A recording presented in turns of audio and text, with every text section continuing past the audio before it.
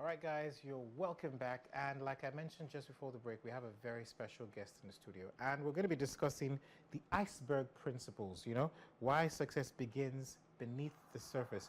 So sometimes you want to ask yourself the question, why do some people succeed with ease and others, you know, that have equal opportunity find it so difficult to do that? Well, to lead us through the conversations this morning is none other than Dr. Sylvanus Ogbo, a very special guest for Monday Tonic.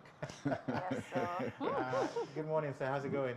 Okay, how are you doing? Yes, Fine, good good to to have have you you. on the show. Yeah. And of course, a respected leadership coach, a behavioral change expert with years of experience in mentoring individuals and organizations. But like we said, the iceberg principle, why success begins beneath the surface. But first off, let me even ask you, what is the iceberg principle for those who are wondering what it is? So not everyone knows, but what is the iceberg principle first? I agree.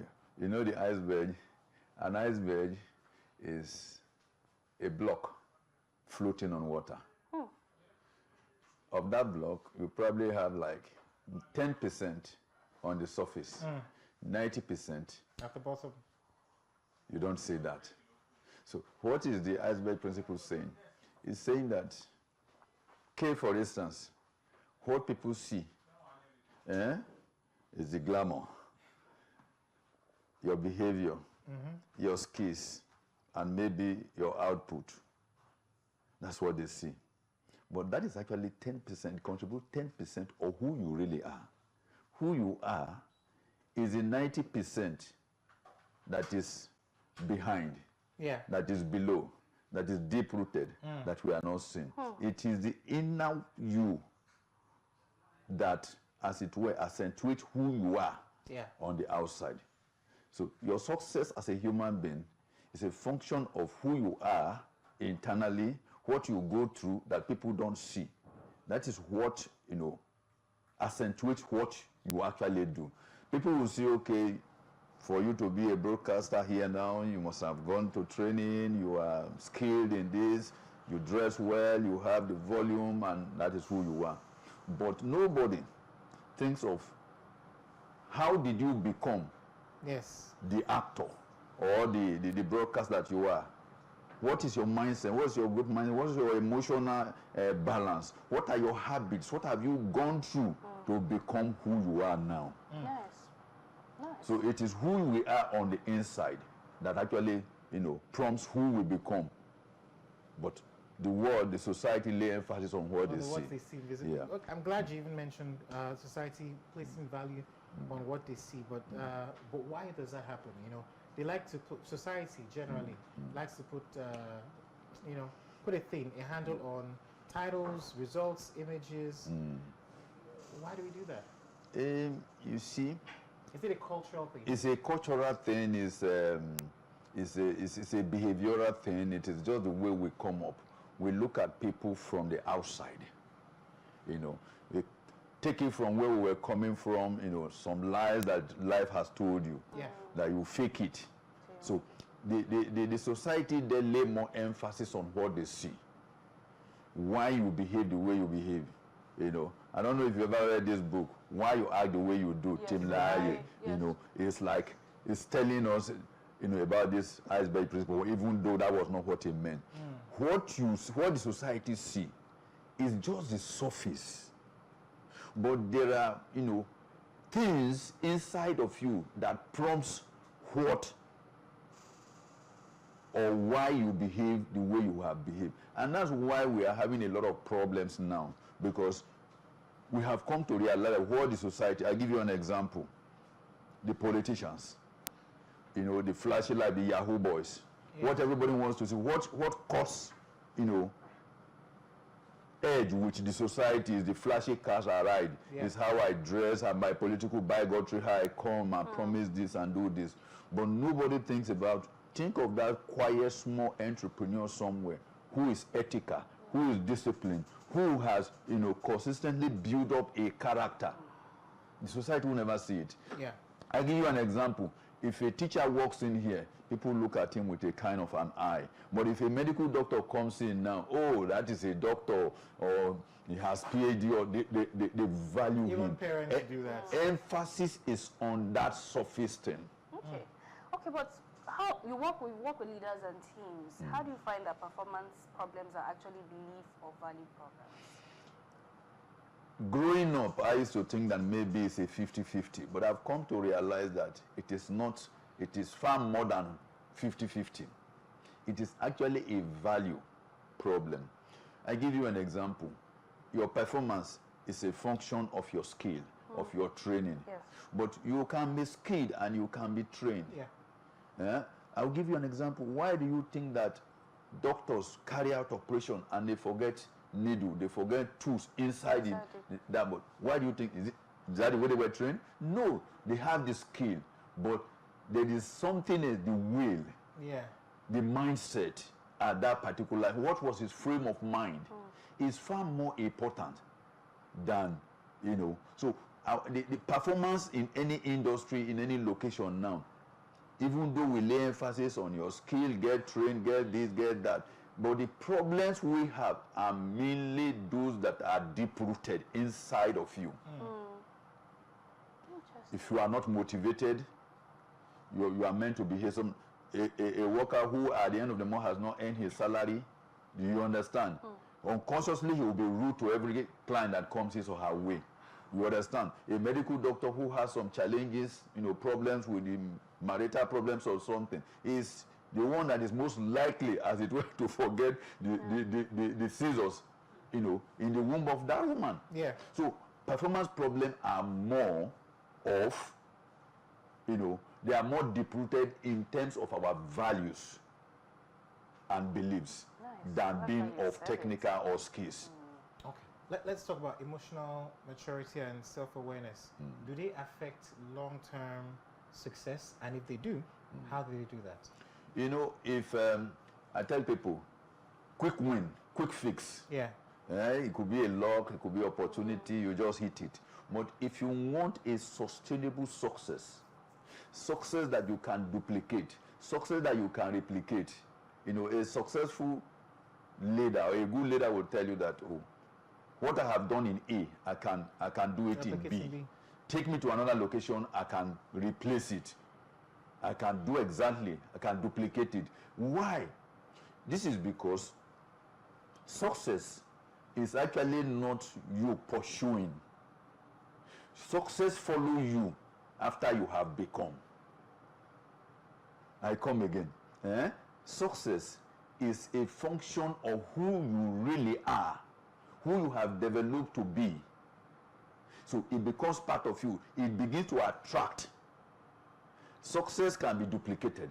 Success can be sustained. Success, as it were, can be scaled up because you already have it. But if it is just a fluke, and how can you have a sustainable success? You have become it. You have formed it. So it becomes part of you. So you sustain such success far better than the fluke that just come to pass.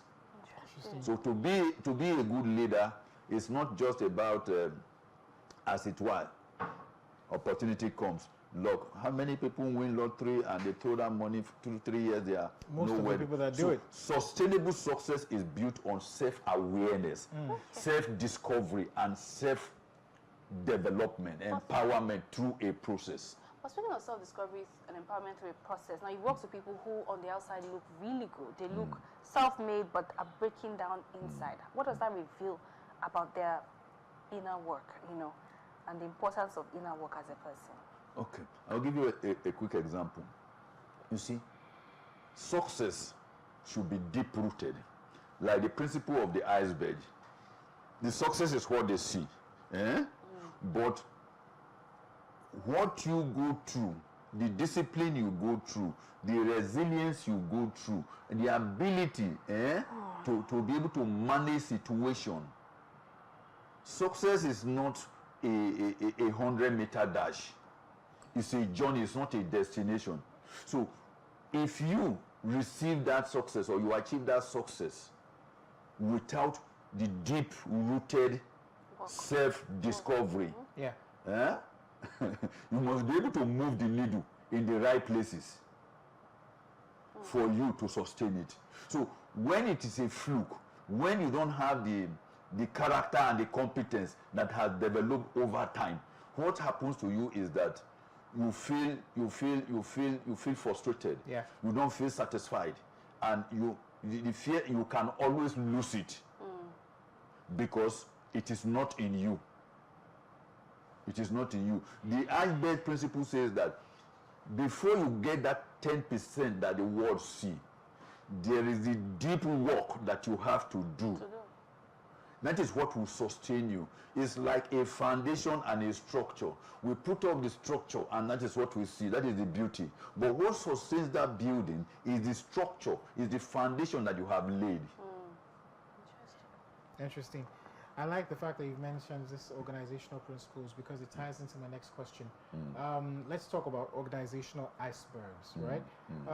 How does this principle, how does it apply to organizations, to companies, to their culture, to their structure, and and can businesses, can they operate like icebergs too? Yes, they can. I'll give you an example. For any organization now, your culture, or what you call the work culture, is an iceberg. What is your work culture? I won't name names because I'll be advertising them from. There are some banks in this country, you see them, they have what you call dress code, they have policies, they have customer belief and all the rest. Dress code, once you see them on red tie, on the white shirt, you can identify them. If it is a blue and all those ones, those are the surface you see. That is what they want to portray. But beyond that dressing, even when they tell you that it's customer first, that same person, the same staff, if we're wearing that uniform, portraying bank A or bank B, based on what he or she is going through, the deep things, the habit, the behavior, the emotional stability, ability to even cope with difficult customers, he will flare up and react. So what he will display is what he is inside of him, and not what the company wants him to display. Okay, but when they come, because of time, when a company says one thing and does another thing, but deep down the culture says another thing, I mean, that can really affect a person trying to build and become. How can one maneuver that kind of situation? One, you must be able to say, this is who we want to be on the surface. Then, what are the key ingredients that will sustain me? I don't know, we don't have time to talk about the Chinese bamboo, the bamboo tree. If you know, the bamboo tree is planted for the first 6 years, 6 months. It will hardly come off the ground. But within the remaining 6-7 months, it will shoot and it will be about 70 feet above ground level. The question is, what happened? At what point did the bamboo really germinate? The germination process, it was forming itself. It was getting deeply rooted and taking all the moisture it needs and the strength, and the root were going down deep. That is why it can sustain the 7 feet that is above. Otherwise, breeze will blow, storm will fall it. So what does that tell you? Even you as an individual, as an organization, emphasis should be on the habits, the behavior, the growth mindset, resilience. All these are the circumstances that will surround how your your staff behave to people, irrespective of what you say, whether it is customer first. If you say customer first, and for instance, at the end of the day, the policy is actually they value profit over people, that is what people will reflect. That is what your staff will reflect. All right. Well, I wish we had more time, but we're completely out of time. Thank you so much, Doctor, for being a part of our program and sharing with us the tidbits that's always very necessary for a Monday. We have a word for the day, and just before we let you leave, let's share with you the word of the day. It says the biggest adventure you can take is to live the life of your dreams. The biggest adventure you can take is to live the life of your dreams, and it's by Oprah Winfrey. And on that note, we'd like to encourage you to take a big leap and have a productive week ahead. Goodbye. God bless.